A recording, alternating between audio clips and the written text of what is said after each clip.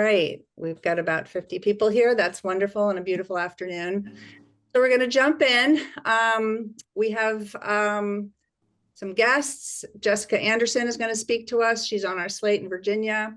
We have a special message from Abigail Spanberger that you're going to hear. And I'm just going to really speak briefly because we have sort of a full program. And really all I want to say is there's a lot of reason for hope. I'm sure most of you follow the news to some degree, as long as you can stay sane. And even though there's terrible news every day, horrible news, and horrible things are happening, and horrible things are happening that, make one feel very helpless because you can't rescue the 2-year-old citizen who's getting deported. But there are also really hopeful signs that the resistance is growing. It is not a plateau. It is not stuck. People are not getting bored. People are not getting tired. It is growing. And some of the signs that you may all know because you follow the news, but I just want to mention them quickly is, after we're like 3 months into this nightmare, and like every week I've been saying, why don't the universities get together? Like, what are they doing? Like, why don't they unite? Okay, well, 440 universities are finally uniting. They're coming up with a unified strategy. They're going to resist. They're not going to just turn over their curriculum to Trump. So that is a really good sign.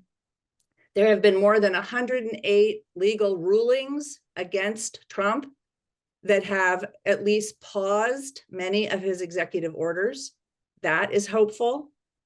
And, one of the things that's most satisfying is Tesla stock is down 37%. And the sign that Musk is worried about that is that the lawyers for Tesla have issued an official risk warning to investors and stockholders that the resistance is a risk factor for investing in Tesla.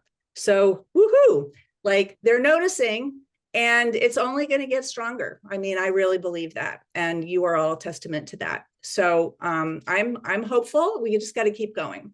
So I'm going to close with a wonderful quote that I just happened upon by Thomas Paine. The strength and power of despotism consists wholly in fear of resistance. So I got to believe the Trump administration is getting a little nervous. I'm turning it over to you, Jim. Great. And I'm going to be very expeditious and jump right in. I think I know almost everybody on the call, and share my screen because that's the best way I can communicate. And mostly we're going to talk about Virginia today, but I'm going to take the opportunity, since it is a monthly meeting, to talk a little bit about a few other things and about where we are, where we're going in addition to that, or with that. So here, reminding you that these are our priorities. We started doing actually the Wisconsin Supreme Court race very early, and now that's done. And thanks to you, we did really well. We did our part. Some of you may have seen in the newsletter that the turnout from the Native American precincts were off the chart, which I think we can take some credit for that. We have done a good job of raising money for the anti-right-wing propaganda most recently, and now we're on to Virginia House elections. All these things are selected very strategically, and the timing is very important as to why we do these at certain points in time. Now, picking up on Lisa's thing, my view is that Trump is losing, and he's losing big. He's losing so big that I've got this big long list that I don't even have time to kind of go into all of them. But a lot of it is the economy and his polling. I'm going to talk about that. It's the pushback that Lisa's talked about.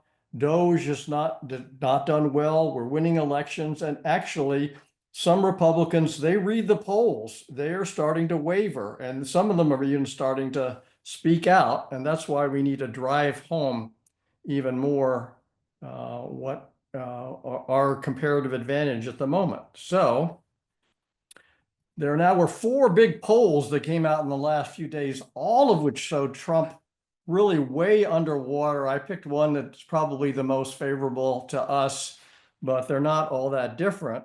So notably, this is came out today, Washington Post, ABC, and so forth. Look at this on the economy. 22% underwater in the economy for somebody whose strength was the economy. Now think about that. Even on immigration, he's underwater on immigration because of this draconian stuff that they're doing, and managing the federal government. People are not wild about the federal government, but they're not wild about Doge either. So, we need to take advantage of this because he's on the ropes. However, even though he's losing, we know that the country is really still in vital danger, both the democracy and actually the economy.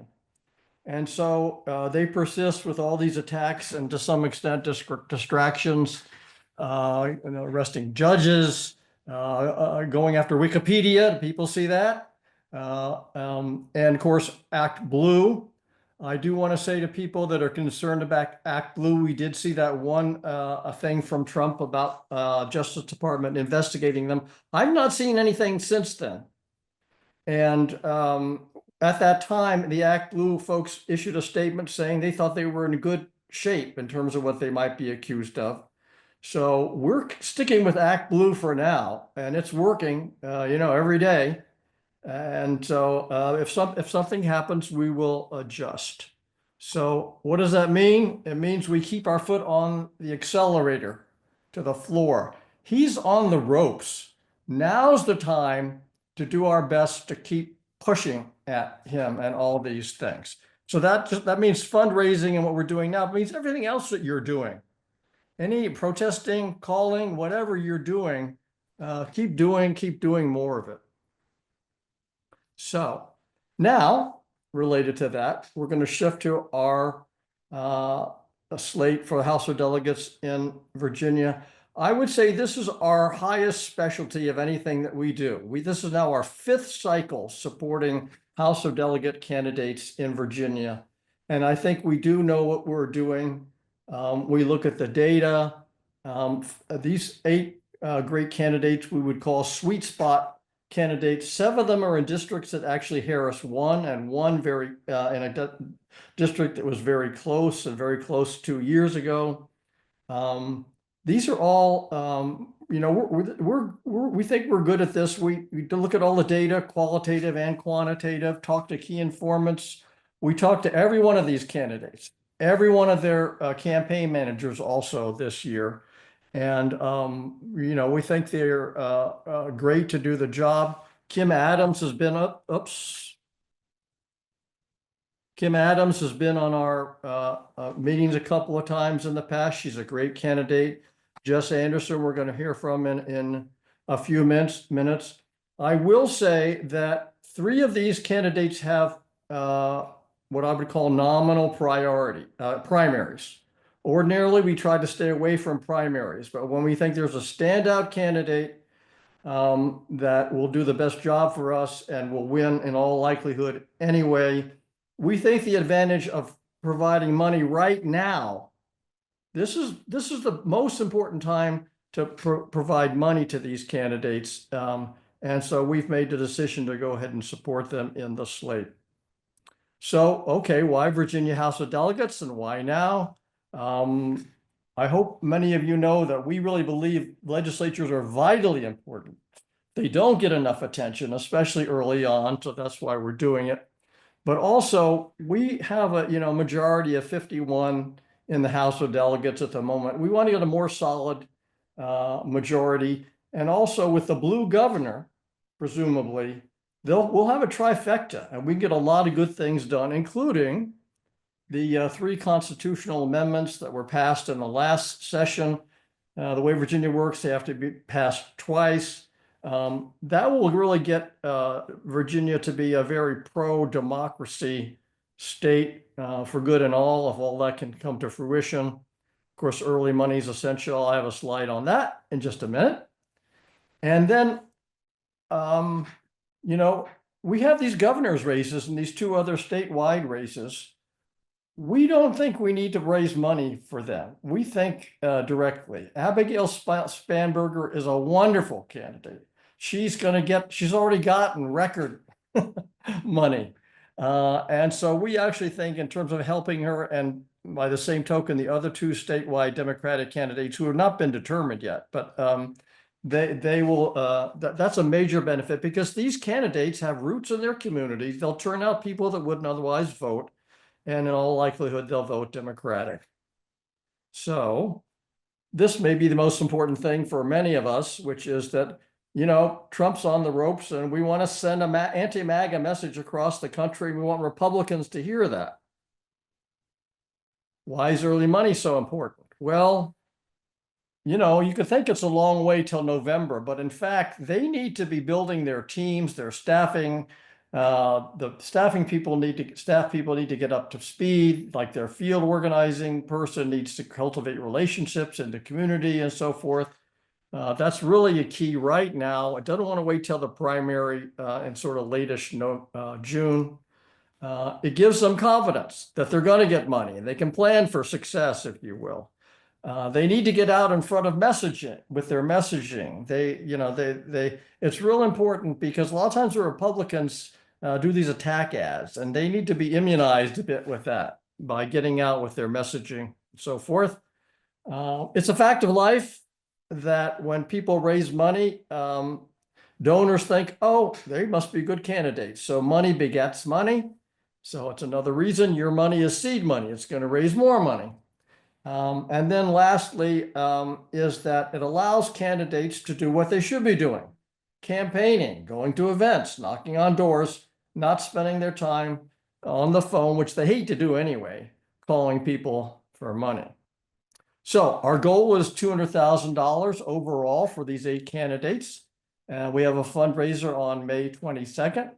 My wonderful wife, Mary Pence, will be very happy to hear from you if you would like to be an ambassador. We do all the work for you in terms of preparation and so forth. And we'll be putting the donation link in the chat. So again, we want to send a message across the country. So what's next? Well, it turns out that what's next is that we have a message from a great friend. Hello to the 31st Street Swing Left members. Thank you for all you do. Thank you so much for the work that you have done and will continue to do to stand up for policies and politics that you believe in, for making a real difference in campaigns. I also want to thank Lisa Herrick for inviting me to share a few words with you virtually. Now, I first ran for Congress back in 2018, so I know very well the work of 31st Street Dems. I know the work that and the focus that you bring to bear. I know that you all knock thousands of doors. I know you've raised millions of dollars. And over time, you've set an extraordinary example for your friends and neighbors, growing your membership to more than 2,000 people. I know the impact that you had in Virginia's 7th district, my district that we flipped back in 2018, and in Elaine Luria's district, the 2nd district, and Jennifer Wexton's in the 10th. And I know that your work continues. And now, as the Democratic nominee running for governor in the Commonwealth of Virginia and on the ballot this November in 2025, I'm grateful. I'm grateful for your work. I'm grateful for your commitment to advocacy and focusing on how we can continue to certainly make our Commonwealth better, but ensure that we are working every day to stand up for democratic values and to stand up for the things that we hold dear: a strong public education, a focus on actually solving and addressing the challenges facing so many Americans, a focus on protecting our rights and standing up for our rights. And so I want to thank you all for the work that you do. We've got a long and exciting election season here in the Commonwealth of Virginia. I know you all will be consequential to us not just flipping 3 statewide seats, certainly the governorship, but also the lieutenant governor and the attorney general, but also winning more seats in our House of Delegates. We currently have 51 out of 100, and we wanna raise that number. So thank you for your work. Certainly, I'm running for governor because I believe in Virginia and want to do right by my fellow Virginians. But as you well know, our race also gets to send a signal and an example to the rest of the country. And we want to be sure that when we have the first opportunity to flip a statewide seat in the country, we want to make sure that we are sending a message to the rest of the nation that we will make a change, and that we know that we as Virginians and ultimately Americans, that we deserve better than what we currently have in elected office. So it's an exciting time. It's a challenging time. It's a time to be fearless and focused. So thank you for all of your work, and I look forward to seeing you all across Virginia.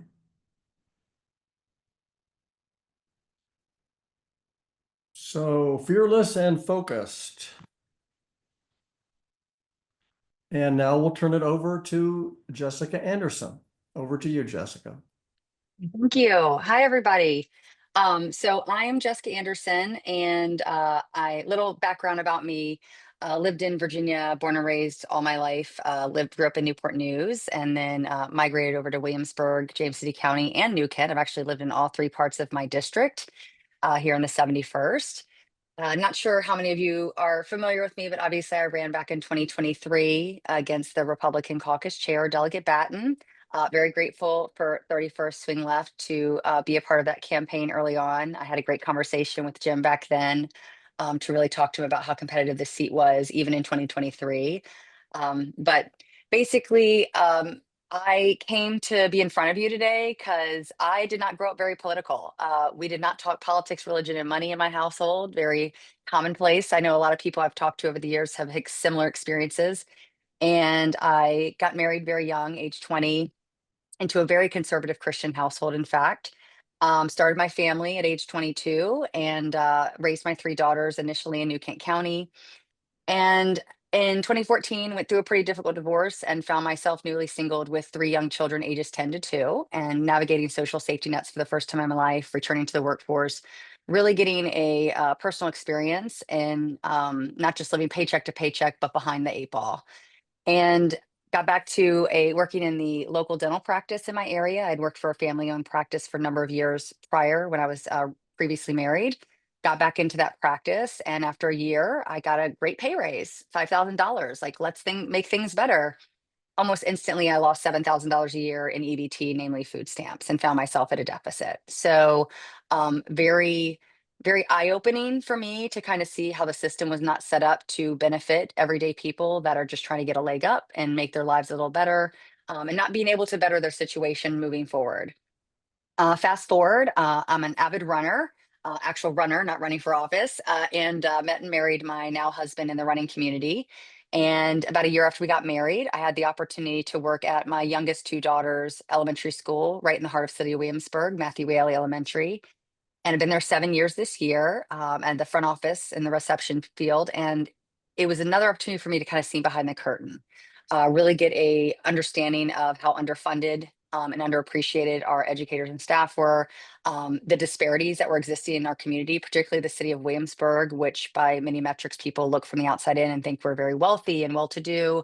And in fact, we have some of the highest levels of the unhoused, low income, et cetera, that are kind of just living on the outskirts of the city where nobody really sees them.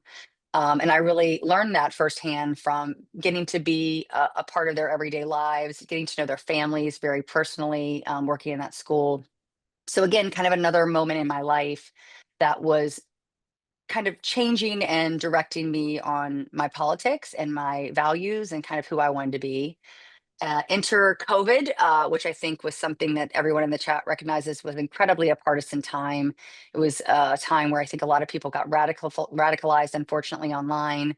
A lot of people became very divisive. We had already had that lead up in the previous Trump administration, but I think COVID just created a groundswell of this partisan movement. And I started talking politics both locally, getting school board member or people to the school board meetings, because we were seeing in the room the loudest voices kept being the minority, and just the representation was not actually there for the community as a large. So started organizing online and getting more and more people there so that we could kind of drown them out a little bit.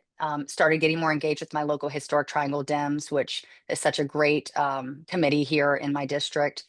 In 2022, after a lot of inner dialogue conversations with my husband, I decided I could do more than this. And I was kind of led to run for office. Sat down with the co-chair of the Dems, Christine Payne, and just talked to her about the things that meant the most to me.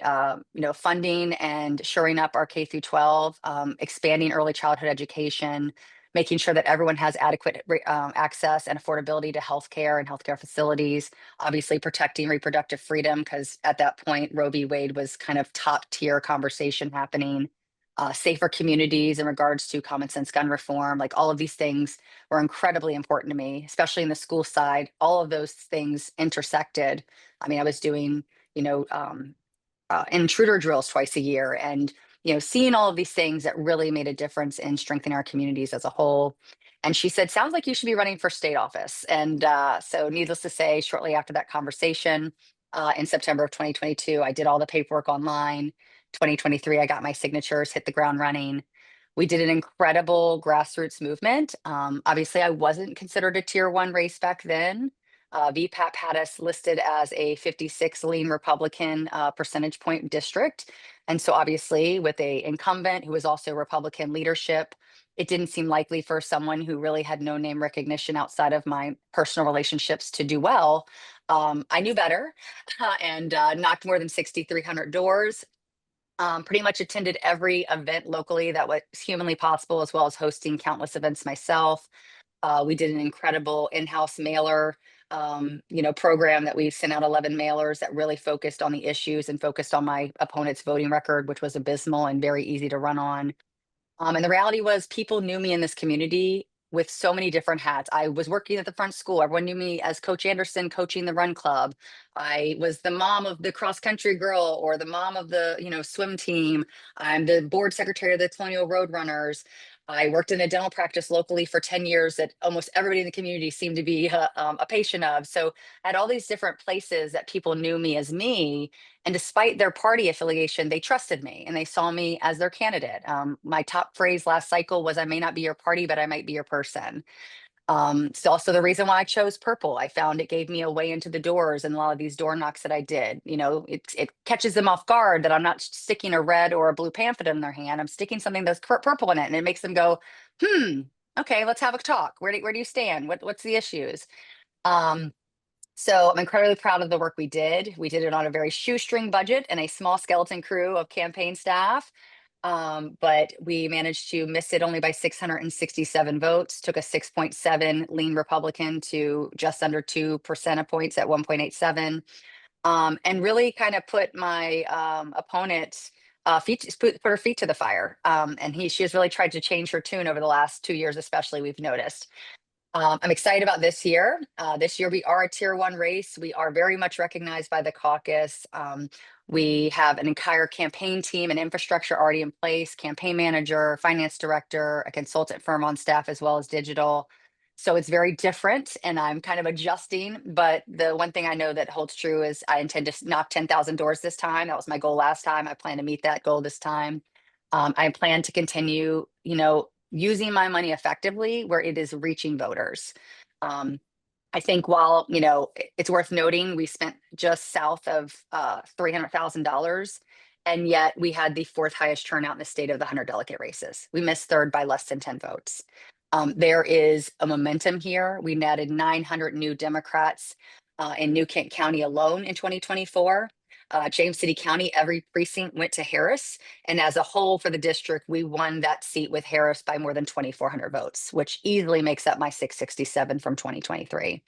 So this is about turnout. This is about an incredible ground game, which obviously funding is going to make the difference. Making sure that I can be ever present and not spending every waking hour on the phones, as Jim lovingly pointed out here, that is the reality. Early dollars give me the opportunity to do all the hard work that is actually talking to voters and being very front faced and telling them why, this election matters, and why there are things that are happening at the federal level that we can do a lot of good at the state level if we have the right leadership in place, we expand the House, and we basically take Virginia across the finish line and then some. So I'm super excited to be here, and I love to answer questions. So I'm looking forward to the questions you guys have for me.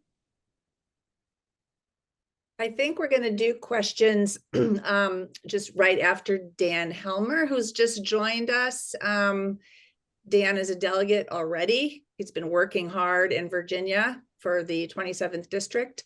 And he's taking a little time to talk to us today. Dan, I think you're here. I am here, and I'm sorry I won't be on video. Can you hear me though? Yes. I just left a campaign kickoff for one of your amazing 8, Lindsay Dougherty, and so I'm back on the road, traveling across the state, which is how I spent most of my weekends these days. And so excited. I know you guys just had Jessica speaking, and we're really excited about both her winning and removing Amanda Batten. But just so grateful to be on with you all today.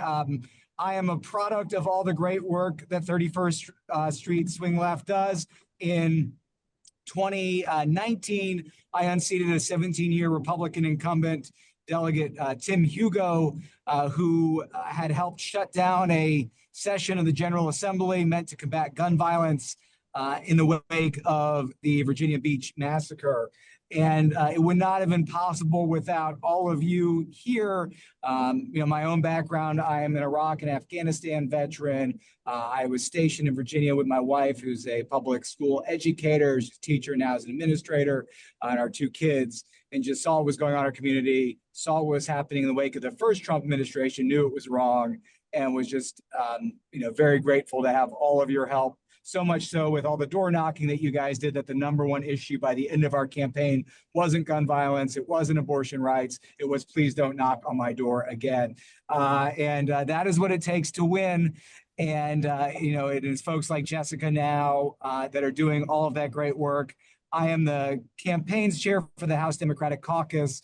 All of these great candidates that you're supporting, it's my job to make sure they're resourced and supported and helped. And I just can't tell you how high the stakes are with the Trump administration doing what it's doing to undermine Virginia's economy and our democracy, with the threat to abortion rights in Virginia because of the extreme Supreme Court overturning Roe v. Wade, with the threat even to same-sex marriage, which is encapsulated in that opinion where Justice Clarence Thomas says that we should re-explore the legality of gay marriage, and there's still a ban in Virginia's constitution, to the fact that Virginia is the last state in the union where being convicted of a felony means you are unable to vote for life automatically.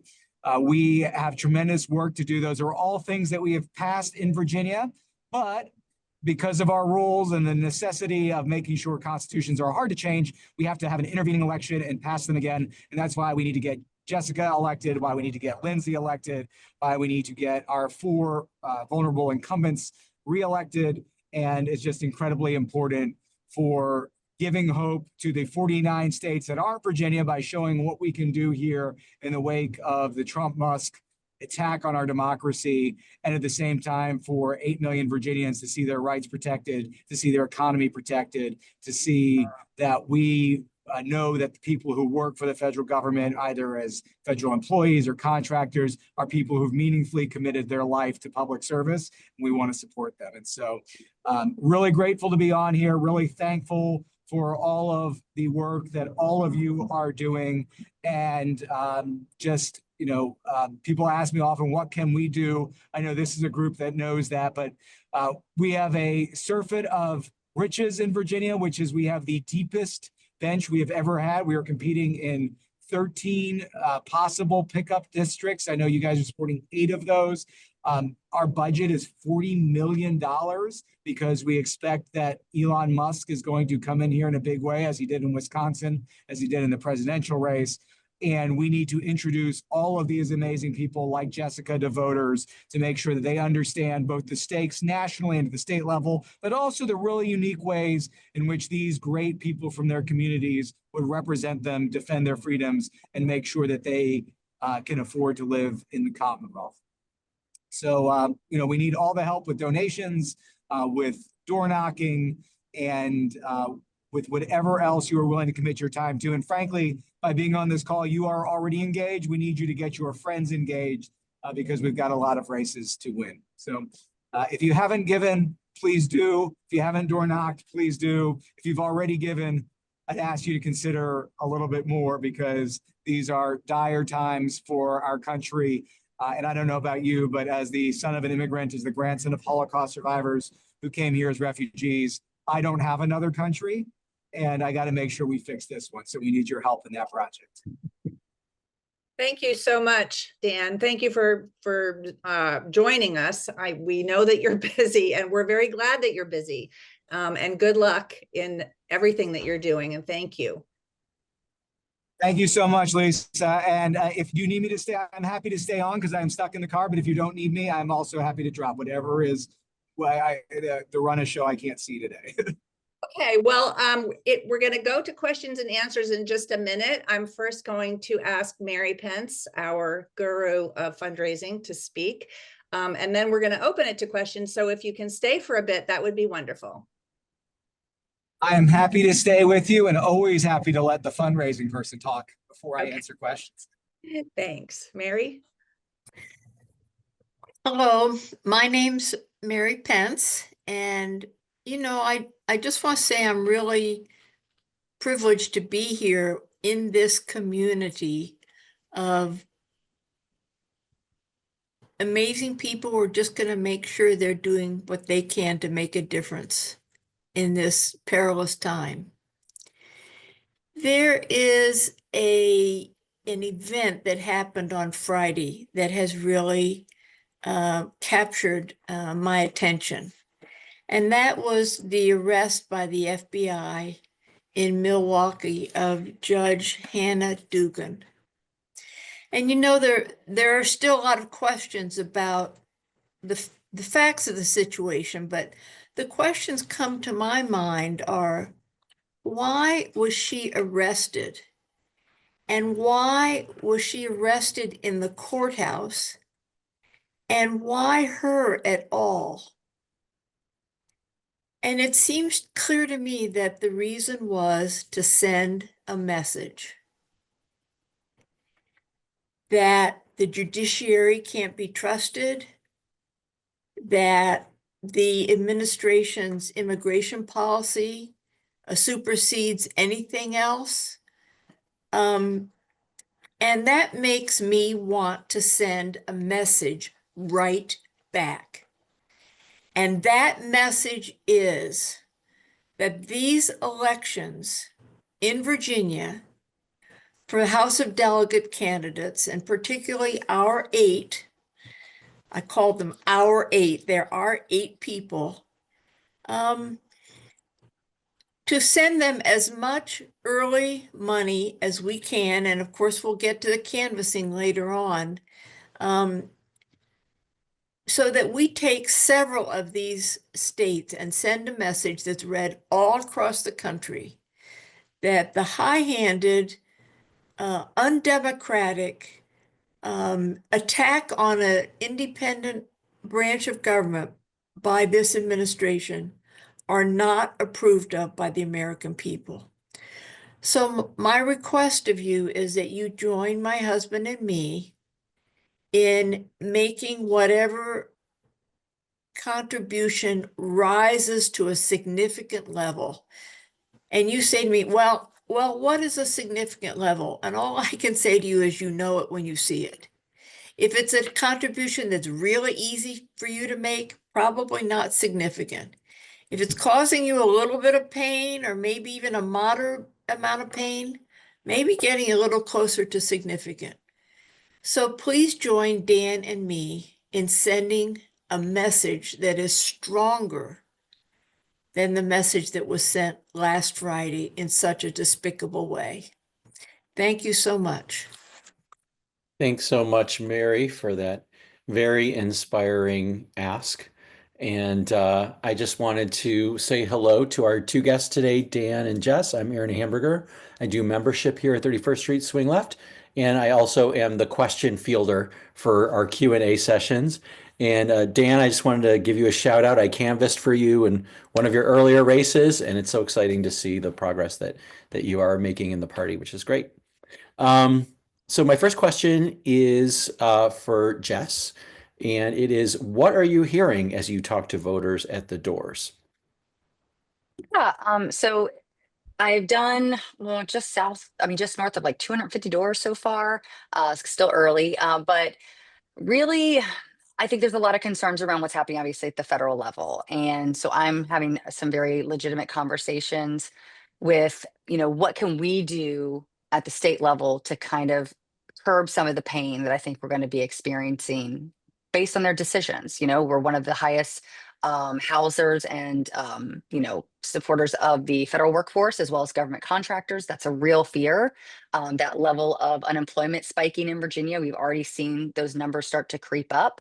Also, it's worth noting we have a very low unemployment rate, which that's good news, but it's not good news if you have a huge group of people that are looking to find a new job and still stay in Virginia and add to our economy in a variety of ways. So having some real conversations about that element. Also about the fact that, we know this coming week, there is a budget vote that is coming up in the Congress that's going to affect the possibility of our Medicaid and Medicaid expansion specifically, and how we do have a trigger law, and the funding that we come to depend on from the federal national government is significant. They pay 90% of the 630,000 Virginians that have that program. And just having a very real conversation why it's so important that we are protected at the state level, especially when we talk about the Medicaid element, is the fact that if we lose that, that's going to impact our health, and not only our health insurance for those insured, it's going to affect our healthcare facilities, hospitals, um, primary care physicians, specialists, et cetera. They are dependent on those funds from Medicaid. And so I live in an aging population here in the 71st. We have a huge number of retirees. That's a real fear for them. And so those are real conversations about the future of their healthcare.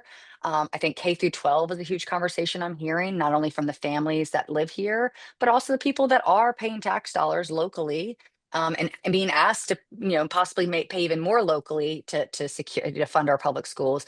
Making sure that those schools are funded, they are putting out, quality individuals that have the ability to enter the workforce, or attain a 4-year college degree and then enter the workforce after that. The fact that obviously the quality of your school is a direct deterrent on like how well your housing property value goes up, or whether or not small businesses are moving into your. So all of these things are intersected. So I'm hearing that at the doors. I'm trying to make it very understandable for everybody, because obviously a conversation with someone who is living on the outskirts of the city, as I mentioned earlier, that is impoverished and maybe living in subsidized housing, which we do have quite a bit here in the city, is going to have a very different need when it comes to K through 12 than those that live in colonial heritage, that are retirees, that don't have children in the school system, but making them understand that they both matter, and the quality of our schools both matter to them for different reasons. So that's what I'm hearing, Line. This year, I haven't heard a whole lot about, you know, I think the gun issue always kind of sit in the back of the mind. I think we've had a lot of policy. Dan Helmer has been one of the great proponents of policy that's been introduced, and it keeps getting kicked down the, the keeps getting kicked down the road because of the current governor vetoing everything. Obviously, also there's a lot of concerns about the reproductive conversation. We do have these amazing constitutional amendments. There are people that are fully aware that it has to go through another vote. That matters to people, knowing that we're going to be giving them the opportunity to chime in on whether or not these become a permanent part of our Virginia Constitution. And also a lot of things I've been hearing is the contraception conversation and the protection, as well as the funding formula around that. That again, I think Youngkin still hasn't actually said yay or nay on that. We're still waiting. But this is something that people are like, why hasn't this been accomplished yet? So those are some of the things that I've been hearing so far this year. Great, great. Okay, my next question actually is for Dan first, and then maybe Jess, you can also speak to this. And so someone was asking, how is the Virginia Democratic Party going to frame their messaging in a way to get people to know that this is the party for everyday working people?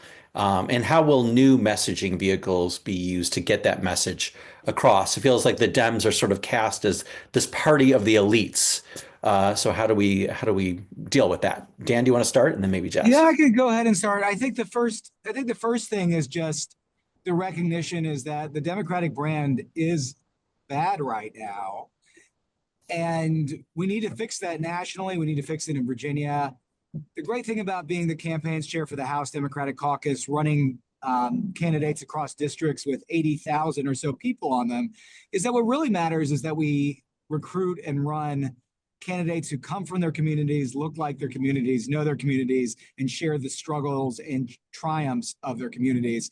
And one of the things I'm proudest about across the 13 districts that we're trying to pick up, the 4 districts we're trying to defend, is these are candidates who look like Virginia. These are candidates that have the experiences of Virginia, whether it's Jess with their education background, whether it's Kimberly Pope Adams working at VCU, whether it is Lindsay Dougherty, who is working at another of our universities and used to work for the city. I think these are folks who really understand what their neighbors need. And it is easy to put distant federal candidates in the box of uncaring elites. It is a lot harder to do that with a person who you have met on your door, who has talked to your daughter or your son, who goes to your schools. And that's the strength of the people that we are bringing forward here. These are people who are leaders in their communities in their own rights, who are well known, and who by the end of this campaign will be increasingly well known and are willing to do the hard work of making sure that they listen to voters.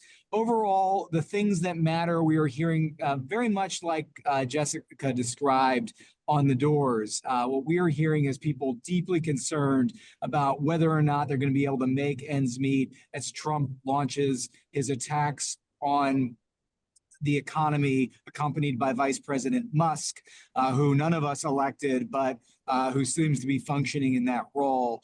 They are telling us time and again that they're afraid of their freedoms. Are they going to be able to still have the same rights that their grandparents had? If somebody faces an ectopic pregnancy, is a politician going to tell their doctor what to need to do? Or are they going to be able to get the health care they need? We know just how extreme this Republican Party is.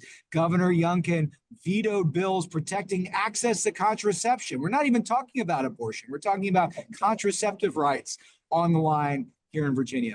We have this great public education system in Virginia, but over the last 4 years, the MAGA Republicans have been politicizing it, and we are seeing teachers flee the state. We all have this sense that our kids aren't getting access to the education, the world-class education we think they deserve. And so we're fighting to make sure we have excellent and well-funded schools, and that we attract and retain top quality talent as teachers. And finally, we know that our democracy itself is under threat. It is not notional. Just Friday, we saw, as was talked about by Mary, a state judge who was arrested for actions she took as a judge, legal actions. And even worse than that, we saw U.S. citizens sent away from this country without due process. I can't even call it a deporting, because we don't deport U.S. citizens. We have no way in which we can do that. It is absolutely unacceptable, the lawlessness of this administration. And so we think the fight to make our communities affordable, livable, safe, deliver a world-class education for our children is one that resonates to Virginians that we talk to day and again. And that is what we are running for with these excellent candidates who share the struggles and triumphs of their communities. Great. Jess. Yeah, to Dan's point at the beginning, I think it's about authenticity. I think the messaging for Democrats, obviously, as he stated, it is not favored across the board, and we need to be really good about reaching those. I call them the fence sitter voters, but those voters that are kind of sitting and looking at both sides of the political coin and trying to figure out which way to fall. And I think having authentic candidates that are genuinely a part of their everyday community, because this is a part-time legislator. We're only going to be in session 45 to 60 days. And then the rest of that time, I should be someone you see at the grocery store. I should be someone that you are sending your kids to school with, or, seeing at the local grocery food line, or family-owned business. Like, this is a very real reality of this type of legislator. And I also would say that I do have an online presence. That is something that's very unique to my campaign. And I think that that's something that I think Democrats as a whole, and I think we're seeing a shift there, need to kind of embrace, because that is the world we live in. And really, these younger voters, and the younger voters, especially the ones that unfortunately are falling into some really radicalized spaces online, and getting a lot of bad information. We need to have representation in those spheres and give them the ability to be seen and heard by us. And I think that's something that I've tried really good to do. Like I said earlier, I chose purple because I do live in a district that, by all definitions, is pretty purple, and I do see the writing on the wall that is becoming bluer and bluer, which is very good news for obviously my race, but just us as a whole. But again, it gives me this element to kind of step into the door and have a conversation. And at the end of the day, I think polling has told us time and time again, Democratic policy is favorable by a majority. And it is the problem that we get hung up on the partisan language is why people don't get on board. So having these policy talks, making that the central part of your messaging. What are we doing for the working class citizen? What are we doing for families? What are we doing for these younger generations that are graduating and wondering how they're ever going to buy a home or, find a very high paying, good quality, livable wage job? Like, so really focusing on like, hey, Democrats, we're here to make sure those realities come true for you. And I think that is key in messaging, whether it's on the doors, whether it's in our ads, a combination of saying we're here to create an environment for the majority of the constituent to improve their lives, as well as being an incredibly authentic candidate in that sphere and letting people know, like, I'm you. I see you because I am you. And so I think that's going to be key. Don't talk past our voters or over them, talk to them and listen to them as well. Great answer. We love the involvement in social media. That's something we're trying to encourage all our candidates to take advantage of. For Dan, I have this question. Are you feeling that this year's campaign season is different in some ways from the ones in seasons past, like 2 years ago, because of the level of tension that's in our country? It's a great question. I got involved in politics. I'd served 11 years in active duty in the military and had made a decision to, go off into the private sector.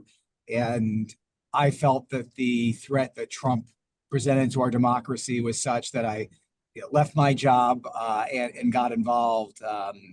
And I feel that the tension was high in 16 and 17 and all the way through the Trump presidency. I think it remains high. I think the difference is, of course, that despite the tendencies of the first Trump administration towards autocracy and fascism, it was checked by the fact that, particularly for the first 3 years, there were a number of people who held their nose and who were dedicated to public service and joined in an unwillingness to strip, to go after judges. There were some of them, but not like we see that they're deporting U.S. citizens out of the country. They weren't trying to go after Democratic fundraising platforms.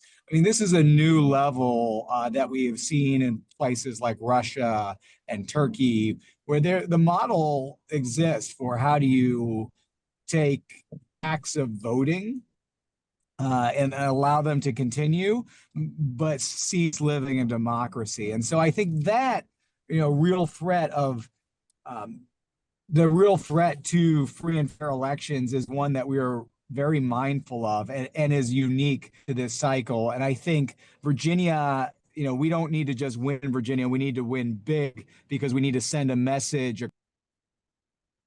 Oops, We lost him. Oh. I was really getting into what I was I saying. know, same. The downside of traveling through the Commonwealth while you're trying to do a Zoom in. Yeah. All right. Well, maybe we can pivot actually to our. Sorry. Oh, Dan, you're back. Great. Are you still there? Yeah. It's just muted for a second. So I said in 2018, I went on TV and said that the greatest threat to our democracy was Donald Trump. And at that, I've been very much in the face of your administration, and people like me, are very worried that this administration doesn't mean to just go after us politically, but means to do us harm. And so, Abigail Spanberger voted to impeach Donald Trump. Like, these are people, there are real threats out there, and I think that makes a real difference. Great. Dan, quick question for you that came up in the chat. Somebody said, my folks will be most interested in campaigns near Rappahannock. What additional districts among your 13 and your 4 districts you seek to defend are near us?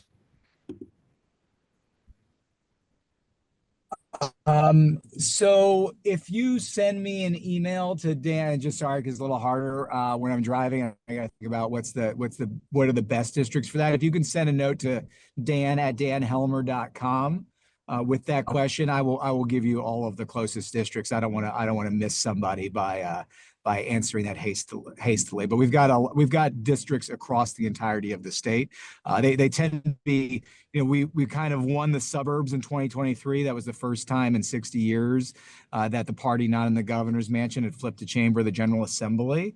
And now we are going after essentially the exurban districts. And so we have districts that are kind of close to everybody. Our Rappahannock's a little bit out there, but we can off the top of my head, Western Loudoun is the one that like immediately comes to mind. We have that. We have one in Western Prince William. Got to think about if there's any others that are sort of there. But we love Rappahannock and the 800 Democrats who live there. So I'm very excited that you are on there. And by the way, if anybody thinks that's not a lot, that's like half the population of Rappahannock. So it's great. Oh, wow. That's great. Okay, Jess, I have a question for you. What keeps you sane and gives you hope in this seemingly insane and hopeless time? Well, fun fact, I actually did a 24-hour run for cancer yesterday morning until midnight this morning. So, hi, I'm here, I'm upright, I'm coherent. So proud of myself.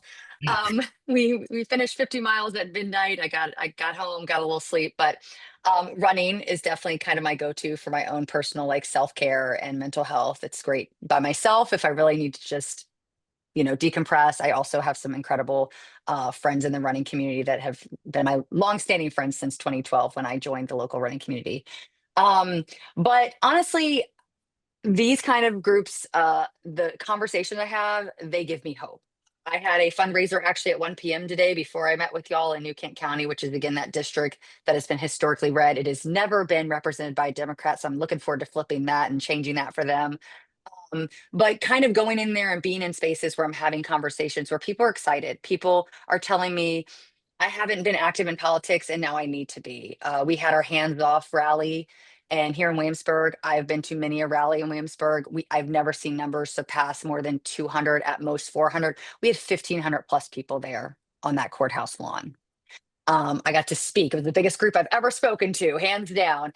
And but it felt good. I was standing with World War II vets. I was standing with people from every walk of life that were there for a different reason, because something that was happening at the federal level brought them there that day. And so I think for me, I am very habitually online. Sometimes that's not the best place to be in this climate. I'm sure many of you may sympathize, but I do make political content and I am trying to be kind of an educational force.